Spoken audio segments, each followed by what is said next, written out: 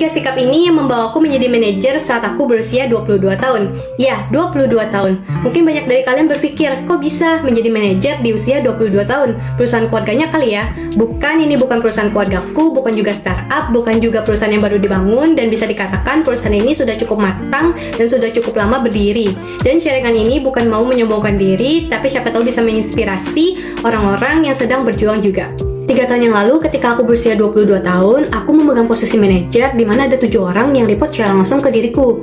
Dan sekarang aku udah berusia 25 tahun dan aku mulai refleksi lagi, ternyata ada sikap-sikap yang aku anut saat itu yang bisa membawaku sampai ke titik itu.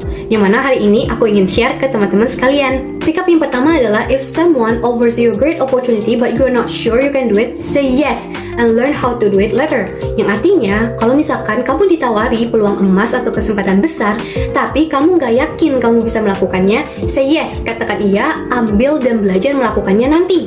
Jadi banyak orang yang melepaskan kesempatan-kesempatan emas atau peluang besar karena mereka nggak yakin sama diri sendiri kalau mereka bisa melakukannya.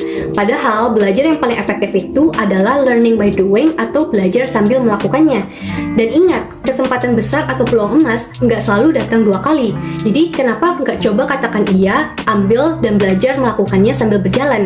Sikap yang kedua adalah keep going. Apapun yang kamu lakukan itu tidak akan terlepas dari yang namanya kritisasi. Jadi ketika aku menjadi manajer di usia 22, banyak banget orang-orang yang went against me. They think that I was incapable, mereka pikir aku nggak mampu. Jadi ketika masuk ke dalam momen dimana aku harus mengambil sebuah keputusan, itu menjadi momen yang paling menantang dan cukup menakutkan bagi diriku karena aku tahu sekecil apapun kesalahan yang aku bisa buat itu bisa menjadi bahan kritisasi di mana masuklah topik usia atau umur adalah penyebabnya.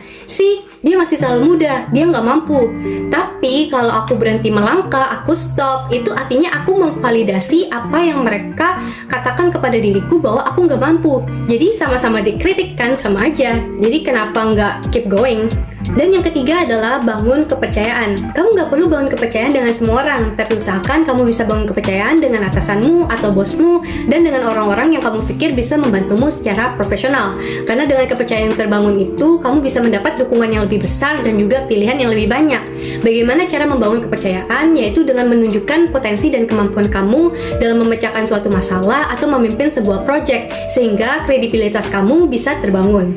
Itu dia sikap-sikap yang aku anut yang membawaku bisa sampai menjadi manajer saat aku berusia 22 tahun. Selalu percaya pada dirimu dan kemampuanmu dan terus melangkah.